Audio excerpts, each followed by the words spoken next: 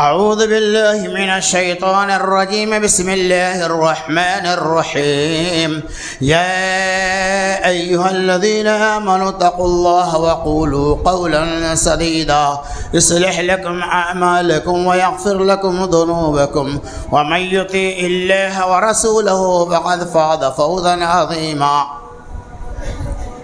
سورة الأحزاب پارہ نمبر 22 آیت نمبر 71. وعن ابي سعيد الخدري رضي الله عنه قال قال رسول الله صلى الله عليه وسلم إياكم جلوس بالطرق. قالوا يا رسول الله ما لنا بد من مجالسنا نتحدث فيها. قال فأما إذا أبيتم فآتوا الحق حقه. قالوا ما الحقه يا رسول الله؟ قال غض البصر وكف الأذى ورد السلام وأمر بالمعروف ونهي عن المنكر. رواه متفق علیہ. یعنی اس روایت کو امام بخاری اور امام مسلم علیہ رحمہ اللہ نے نقل کیا ہے. ہر قسم کی حمد و تعریف، بڑائی اور کبریائی، ثنا اور خوبی اللہ عز و جل کے لیے ہے، جس کی توفیق اور فضل و کرم سے ہم اور آپ اکٹھا اور جمع ہوئے ہیں. اللہ تعالی ہماری اور آپ کی آمد کو قبول فرما کر ہمارے لیے، آپ کے لیے نجات کا ذریعہ بنائی. درود و سلام کے بیشبہ قیمتی نذرانے پیش ہو جملہ انبیاء علیہ السلام پر، بالخصوص ہمارے آخری نبی محمد الرسول اللہ صلی اللہ علیہ وسلم پر.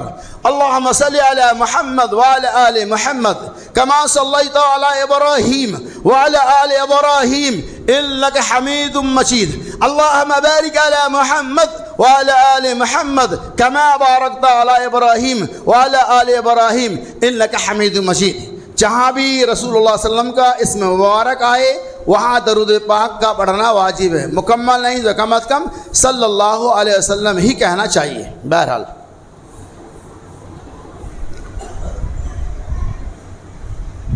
معزز اکابرین جماعت و گھروں میں بیٹھی ہوئی پردہ نشین خواتین اسلام نے فرمایا یا ایھا الذین آمنوا اتقوا اللہ، اے ایمان والو اللہ سے ڈرو، وقولوا قولا سدیدا، اور ہمیشہ سادھی باتیں کیا کرو.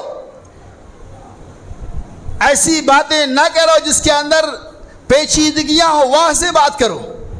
یصلح لکم اعمالکم، اللہ تمہارے اعمال کی اصلاح کرے گا. ویغفر لکم ذنوبکم، اور تمہارے گناہوں کی بخشش بھی کرے گا. وَمَن يُطِعِ اللَّهَ وَرَسُولَهُ فَقَدْ فَازَ فَوْزًا عَظِيمًا. جو اللہ اور اس کے رسول کی اتباع اور پیروی کرے گا، فَقَدْ فَازَ فَوْزًا عَظِيمًا، اس کی بہت بڑی کامیابی ہے. اللہ تعالیٰ نے اس ٹکڑے کے اندر ہمیں یہ پیغام دیا. پہلا پیغام تو یہ کہ اللہ کا ڈر دل میں ہونا چاہیے. بغیر خشیت الہی کے آپ اپنی منزل کو پار نہیں کر سکتے ہیں. اللہ کا ڈر دل کے اندر نہ ہو تو جیسا چاہے، جہاں چاہے، جو چاہے کھائے پیے بیٹھے، کوئی پرواہ نہیں. لیکن جب اللہ کا ڈر دل میں آتا ہے تو یہ سوچتا ہے کہ ہم عام راستے پہ بیٹھ جائیں گے تو جانے والوں کی تکلیف ہے وہ نہیں بیٹھے گا. کچھ ایسے کام کو انجام دیں گے جس سے لوگوں کی تکلیفیں پہنچیں گی. اللہ کا ڈر ہوگا تو وہ کام وہ نہیں کرے گا. اتقوا اللہ کا مطلب یہی ہوتا ہے. اور ہمیشہ سیدھی باتیں کیا کرو، سچی باتیں کیا کرو. ایسی باتیں نہ کرو جس کے اندر بہت زیادہ پیچیدگیاں ہوں. اس کے بعد اللہ نے فرمایا جو اللہ اور اس کے رسول کی اتباع اور پیروی کرتا ہے اس کے لیے کامیابی ہے، اس کے لیے مغفرت ہے، اس کے لیے بخشائش ہے، ان کے لیے گناہوں سے نجات کا راستہ اور ذریعہ ہے. لیکن جو اللہ اور اس کے رسول کی اتباع نہیں کرے گا ان کے لیے ذلت و رسوائیاں ہیں۔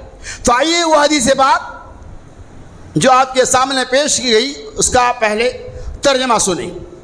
حضرت ابو سعید خدری رضی اللہ تعالیٰ عنہ کہتے ہیں رسول اللہ صلی اللہ علیہ وسلم نے فرمایا ایاکم والجلوس بالطرقات، آپ نے فرمایا اے لوگوں راستے پر بیٹھنے سے بچو۔ قالوا یا رسول اللہ، صحابہ نے عرض کیا یا رسول اللہ صلی اللہ علیہ وسلم، ہمارے لیے راستے پر بیٹھنا نہایت ہی ضروری ہے۔ کیوں ضروری ہے بھائی؟ نتحدث فیہا، ہم لوگ راستے میں بیٹھتے ہیں تو آپس میں بات چیت کرتے ہیں۔ قال ٹھیک ہے، فَأَمَّا إِذَا أَبَيْتُمْ فَآتُوا الطَّرِيقَ حَقَّهُ، آپ نے فرمایا ٹھیک ہے اگر تم نہیں مانتے ہو تو راستے میں بیٹھو، فَآتُوا الطَّرِيقَ حَقَّهُ، اور اس راستے کا حق ادا کرو۔ قالوا ما الحق یا رسول اللہ، اللہ کے رسول صلی اللہ علیہ وسلم راستے کا کیا حق ہے؟ قال غض البصر، نگاہوں کو نیچی رکھو، وکف الاذی، اور راستے میں تکلیف دہ چیزیں تو اسے ہٹا دو، ورد السلام، اور سلام کا جواب دو، والامر بالمعروف، معروف کا حکم دو، ونہی عن المنکر، اور لوگوں کو برائی سے روکو۔ اللہ کے رسول صلی اللہ علیہ وسلم نے امت کے نام ایک بہت اہم پیغام اس حدیث پاک کے اندر پیش کر رہا ہے، بالخصوص نوجوانوں کی طرف اشارہ ہے۔ عام طور پہ آج بھی ہر جگہ پہ کچھ لوگ ایسے ہوتے ہیں جو عام راستے پہ بیٹھ کر لوگوں کو ہدایت پہنچاتے ہیں۔ صحابہ کرام کے زمانے میں وہ انسان تھے، نبی اکرم صلی اللہ علیہ وسلم نے صحابہ کرام کو دیکھا کہ وہ راستے پر، مطلب راستے بیچ راستے پر تو نہیں تھے ہوں گے، راستے مطلب ایک راستے پر نکڑوں پر بیٹھے ہوئے۔ آپ نے صحابہ سے خطاب کیا، وہ صحابہ کی جماعت جن کا مقام و مرتبہ کتنا اونچا ہے وہ جانتے ہیں۔ ایاکم والجلوس بالطرقات، نبی اعظم نے فرمایا کہ تم لوگ راستے پر مت بیٹھو۔ آج ہمارے نوجوان بیٹھ کر کیا کرتے ہیں وہ آپ جانتے ہیں۔ صحابہ بیٹھے ہوئے تھے، نبی صلی اللہ علیہ وسلم نے منع فرمایا کہ راستے پر مت بیٹھو۔ صحابہ نے فوراً سوال کیا، قالوا یا رسول اللہ، یا رسول اللہ، اللہ کے رسول صلی اللہ علیہ وسلم، ہمارے لیے راستے پر بیٹھنا نہایت ہی ضروری ہے، ہم اگر یہاں نہیں بیٹھیں گے تو ہمارا کام چلنے والا نہیں ہے، ہمارے پاس کوئی بڑی جگہ نہیں ہے، ہمارے پاس کوئی بڑے آفس نہیں ہے، ہمارے پاس کوئی اور زمین نہیں ہے جہاں ہم بیٹھ سکتے ہیں۔ نحن نتحدث یا رسول اللہ، اے اللہ کے رسول صلی اللہ علیہ وسلم، ہمارے لیے یہاں بیٹھنا ضروری ہے، ہم لوگ یہاں بیٹھ کر بات چیت کرتے ہیں، ہم لوگ یہاں بیٹھ کر اکٹھا ہوتے ہیں۔ جس طرح سے بہت سارے مقامات ایسے ہیں جسے عام زبان میں سنگم کہا جاتا ہے، سارے لوگ وہاں مل کر وہاں اکٹھا ہو جاتے ہیں، بہت ساری جگہ ایسی۔ ویسے ہی صحابہ کرام کے زمانے میں وہ خاص جگہ تھی جہاں صحابہ کرام بیٹھتے تھے۔ اور آپ کو معلوم ہے صحابہ کی جماعت کیوں بیٹھیں گے؟ آج کے نوجوانوں جیسا حرکت کرنے کے لیے؟ نعوذ باللہ، نہیں، ہو ہی نہیں سکتا ایسا۔ آج ہمارے نوجوان نکڑے پہ بیٹھ کر لوگوں کو، خواتین کو، آنے جانے والوں کو تکلیفیں پہنچاتے ہیں۔ صحابہ سے تو ایسا ممکن ہی نہیں تھا، پھر بھی نبی نے کہا ایاکم والجلوس، اے صحابہ کی جماعت راستے پر مت بیٹھو۔ صحابہ نے اعتراض کیا، ایسا ہمارے لیے کوئی جگہ ہے ہی نہیں، ہم کہاں بیٹھیں گے؟ ٹھیک ہے، نبی نے کہا ٹھیک ہے، اگر تمہارے لیے بیٹھنا ہی ضروری ہے تو نبی نے طریقہ بتلایا، سن لیے، وہ اس طریقے کی اصل میں وضاحت کر رہا ہوں۔ نبی نے کہا قال، کہ اگر تمہارے لیے، قال ایسا، اگر تمہارے لیے وہاں بیٹھنا ہی ضروری ہے، اگر تم میری بات کو نہیں مانتے ہو ٹھیک ہے، کوئی بات نہیں، بیٹھو۔ وَآتُوا الطَّرِيقَ حَقَّهُ، حقہ، تمہاری ذمہ داری ہے کہ راستے کا حق ادا کرو۔ نبی علیہ السلام بیٹھ جاؤ کوئی بات نہیں ہے، لیکن راستے کے بھی کچھ حقوق ہے جسے ادا کرنا نہایت ہی ضروری ہے۔ حقوق کی بڑی اہمیت ہے، اللہ اکبر۔ راستے کے حقوق کو ادا کرنا ضروری ہے۔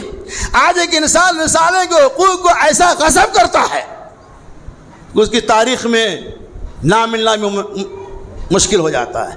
آج ایک دوسرے کے حقوق کو ایسا ہم چھینتے ہیں کہ ذرہ برابر ہمیں احساس ہی نہیں ہوتا، لیکن نبی نے کہا وَآتُوا الطَّرِيقَ حَقَّهُ، اگر تمہارے لیے یہاں بیٹھنا ضروری ہے تو راستے کا حق ادا کرو۔ کیا بدلا؟ حقوق یہ بہت اہم چیز ہوتی ہے۔ حقوق العباد، حقوق الراستہ، حقوق الطریق، انسانوں کے حقوق اور راستے کے حقوق میں کتنا فرق ہے، لیکن نبی نے راستے کا بھی حقوق دلایا۔ کہا راستے پہ بیٹھنا ضروری ہے تو اس کا حق ادا کرو۔ صحابہ تعجب کرتے ہیں اور کہتے ہیں اے اللہ کے رسول، راستے کا کیا حق ہوگا؟ ما الحق یا رسول اللہ، اے اللہ کے رسول راستے کا کیا حق ہے؟ آپ نے اس کا جواب دیا۔ نبی صلی اللہ علیہ وسلم العین کا حق، آنکھ کا بھی ہمارے اوپر حق ہے، جسم کا بھی ہمارے اوپر حق ہے، ہاتھ کا بھی ہمارے اوپر حق ہے، بیویوں کا بھی ہمارے اوپر حق ہے۔ ان تمام حقوق کو ہمیں ادا کرنا ہوگا۔ اسی طرح سے نبی نے جواب دیا صحابہ کے سوال کے بعد۔ آپ نے کہا کہ راستے کا حق یہ ہے، نمبر 1 غض البصر، اپنی نگاہوں کو نیچے رکھو۔ یعنی راستے پہ بیٹھے کوئی بات نہیں ہے، تمہاری پہلی ذمہ داری ہے۔ راستے کا یہ حق ہے کہ وہاں بیٹھ کے اپنی نگاہ کو نیچے رکھو، مطلب نگاہ کو ادھر ادھر غلط طریقہ سے ہمیں اپنے نگاہوں کو نہیں پھیلانا ہے، ہمیں ٹکٹکی نہیں مارنا ہے۔ ہماری غض البصر راستے کا حق۔ اگر نکڑ پہ بیٹھنا ہی ضروری ہے، راستے کے کنارے پہ بیٹھنا ہی ضروری ہے تو غض البصر تمہاری پہلی ذمہ داری ہے کہ اپنی نگاہوں کو نیچی کر لو۔ کیوں؟ تاکہ برائیوں سے بچ جائے۔ آج ہمارے نوجوان نکڑوں پہ کیوں بیٹھتے ہیں؟ کیا اپنی نگاہوں کو نیچی کرنے کے لیے؟ نہیں، بلکہ اپنی نگاہوں کو اونچی کرنے کے لیے، بے حیائی کے کاموں کو انجام دینے کے لیے، آنکھ کے زنا کو عام کرنے کے لیے۔ اور کچھ نوجوان نکڑ پہ اس لیے بیٹھتے ہیں تاکہ آنے جانے والے مسافروں کے مالوں کو لوٹا اور کھسوٹا جائے، مسافروں کے مالوں کو چھینا جائے۔ نعوذ باللہ من ذالک، لڑکیاں اگر جا رہی ہیں تو ان کے ساتھ چھیڑخانی کی جائے۔ اسی لیے نبی نے پہلا اصول بتلایا کہ راستے پہ بیٹھنا ضروری ہے تو تمہاری ذمہ داری ہے غض البصر، اپنی نگاہ کو نیچی کر لو، اور اس نگاہ کو گناہ کے لیے مت اٹھاؤ۔ غض البصر۔ اور دوسری ذمہ داری ہے وَكَفُّ الْأَذَىٰ، راستے سے نقصان دہ چیز کو ہٹا دو۔ اگر وہاں بیٹھے ہو، راستے میں کوئی ہڈی پڑی ہوئی ہے، کوئی کانٹا ہے، کوئی کانچ کا ٹکڑا ہے، یا کوئی ایسا سامان ہے جس سے عام و خاص مسافروں کو ایذائیں اور تکلیفیں پہنچ سکتی ہے، تو امام کائنات محمد الرسول اللہ صلی اللہ علیہ وسلم وَكَفُّ الْأَذَىٰ، راستے سے نقصان دہ چیز کو ہٹا دو۔ بسا اوقات معمولی چیزیں راستے میں پڑی ہوتی ہے لیکن ہم جانا تو ہمیں کیا دے، لیکن نہیں، اس درخت کی ٹہنی جس سے آنے جانے والوں کو تکلیف پہنچ رہی تھی، اس نے راستے سے تکلیف دہ چیز کو ہٹا دیا۔ آپ نے کہا وہ جنت ہی، اس کی وجہ سے وہ جنت میں جائے گا۔ کبھی کبھار ہم لوگ ہڈیوں کو دیکھ کر یا کچھ روڑے اور اینٹ وغیرہ کے ٹکڑوں کو دیکھ کر نظر انداز کر دیتے ہیں، لیکن گرچہ معمولی نیکی ہے، نبی علیہ السلام نے فرمایا کہ اماطۃ الطریق عن الاذی، راستے سے نقصان دہ چیز کو ہٹا دینا یہ سب سے کم تر درجے کا ایمان ہے، لیکن یہی چیز کو اللہ نے قبول کر لیا تو ہمارے نجات کے لیے کافی ہے۔ تو آپ ہو جائے وَكَفُّ الْأَذَىٰ، راستے سے نقصان دہ چیز کو ہٹا دو۔ آج ہمارا کیا کام ہوتا ہے؟ راستے پہ نقصان دہ چیز کو رکھو۔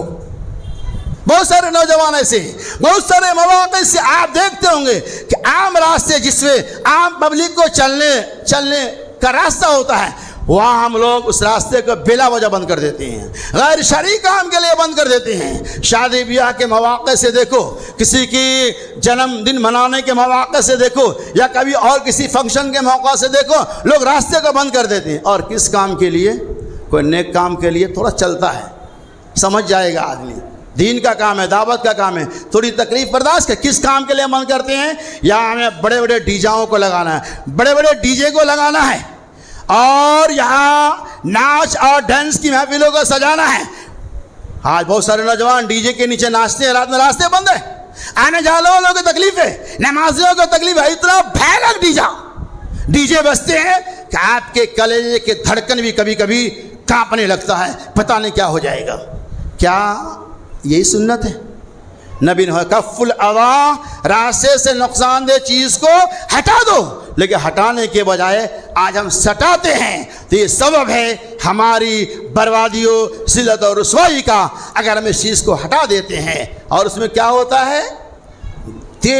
بھیانک گانے سنائے جاتے ہیں، اور رقص و سرور کی محفلیں سجائی جاتی ہے، اور اس کے پیچھے نوجوان لڑکے دیوانے ہو کر ناچتے اور گاتے، ہر آنے جانے والے کو تکلیف ہوتی ہے، لیکن کوئی بولتا نہیں ہے کہ بولیں گے تو ہو سکتا ہے بڑا فتنہ کھل جائے، کچھ بوال کھڑا ہو جائے۔ تو نبی نے کیا فرمایا؟ وَكَفُّ الْأَذَى، راستے پہ بیٹھنا ہی ضروری ہے، بیٹھ جاؤ، لیکن اگر راستے پہ کوئی نقصان دہ چیز ہے، تکلیف پہنچانے والی چیز ہے، تو اسے ہٹا دو۔ نمبر 3، وَرَدُّ السَّلَامِ، اور وہاں بیٹھ کر ہمیں کیا کرنا ہوگا؟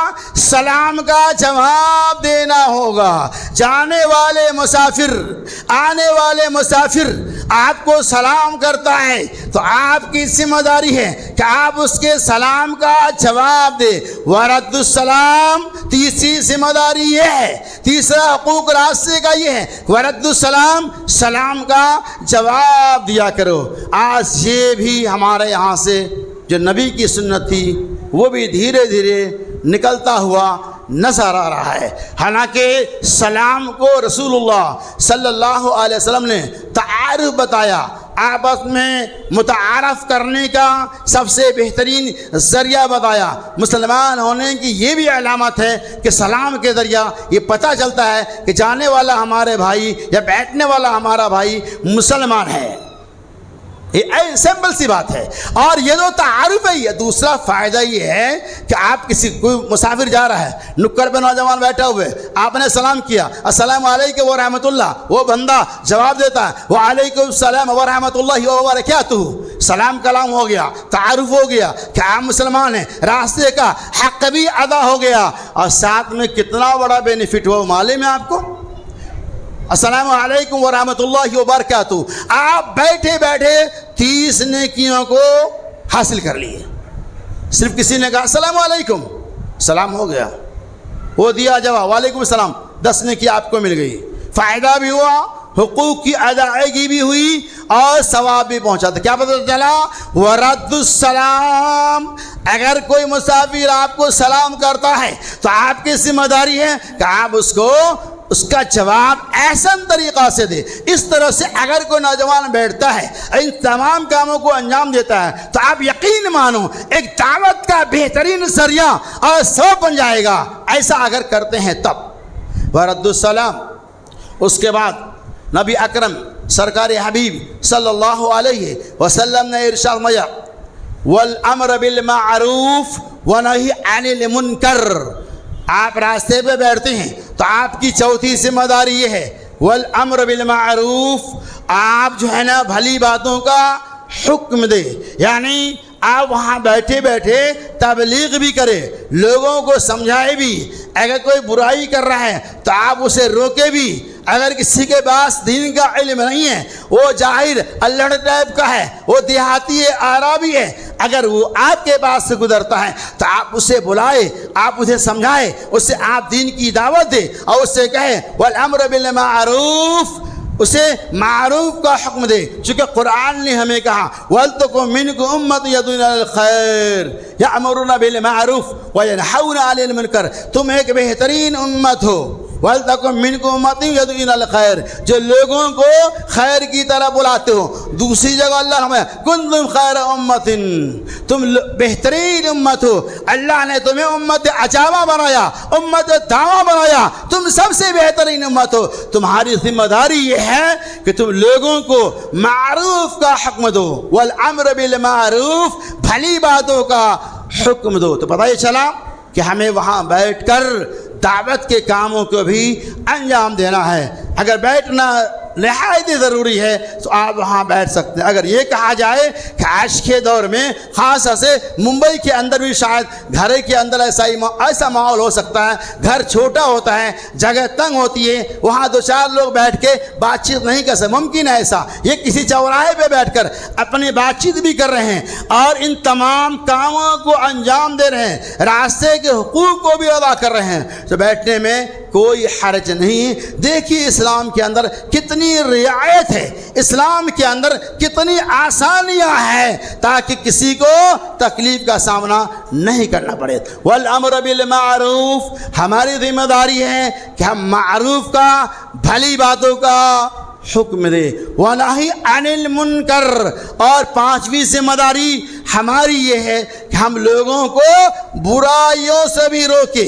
सिर्फ मारूफ का हुक्म देकर हम बैठ नहीं जाए, हमें उसके अपोजिट जो बुराइयां हैं हमको उससे भी उसे रोकना होगा, वरना वो खैर के काम तो करेगा, उसके साथ साथ शर में भी मुलव्विस होगा, उसके साथ साथ वो बुराइयों को भी अंजाम देगा। इसीलिए नबी आज़म मुहम्मदुर रसूलुल्लाह सल्लल्लाहु अलैहि वसल्लम ने दोनों बात को वाज़ेह कर दिया और कहा वल अम्र बिल मारूफ। चौथी जिम्मेदारी ये है कि आप मारूफ का हुक्म दे, व नही अनिल मुनकर, और पांचवी जिम्मेदारी ये है कि लोगों को बुराइयों से भी रोकें। जब तक आप बुराई से नहीं रोकेंगे, मारूफ, मिसाल के तौर पे कोई बंदा नमाज पढ़ता है, नमाज पढ़ना मारूफ है, लेकिन नमाज के साथ साथ वो सूद भी खाता है, नमाज के साथ साथ वो शराब भी पीता है, तो उसे हमें ये कहना होगा, अगर मालूम है भाई शराब पीना हराम है, आप नमाज पढ़ते हैं तो ये तो मारूफ है, अब शराब पीते तो मुनकर है, लिहाजा नमाज पढ़ते हुए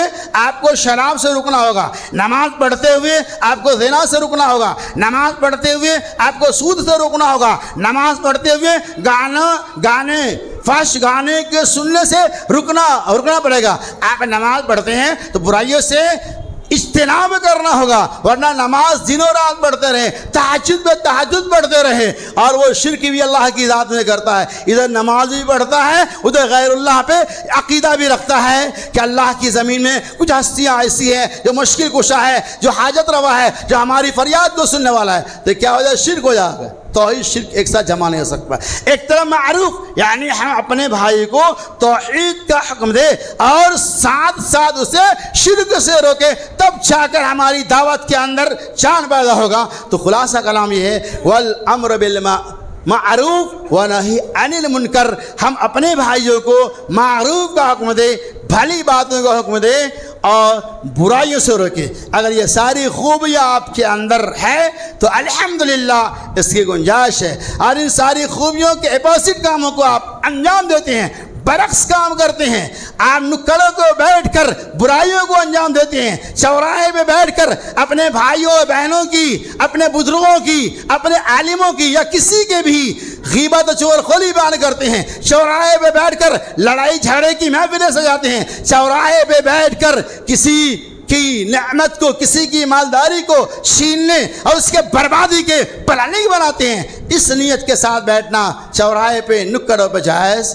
नहीं है। तो खुलासा कलाम ये है कि अल्लाह के रसूल सल्लल्लाहु अलैहि वसल्लम ने सहाबा कराम को भी मना फरमाया, लेकिन सहाबा ने कहा कि मेरे लिए ज़रूरी है, तो आपने नुस्खा दिया और कहा कम अज़ कम ये 5 हुकूक को अदा करना होगा तो आप बैठ सकते हैं। अल्लाह से दुआ गो हूँ कि अल्लाह तबारक व तआला हमें भी आपको भी रास्ते के हुकूक की अदायगी के साथ साथ हुकूकुल इबाद और हुकूकुल्लाह को भी अदा करने की तौफीक रफ़ीक अता फरमाए।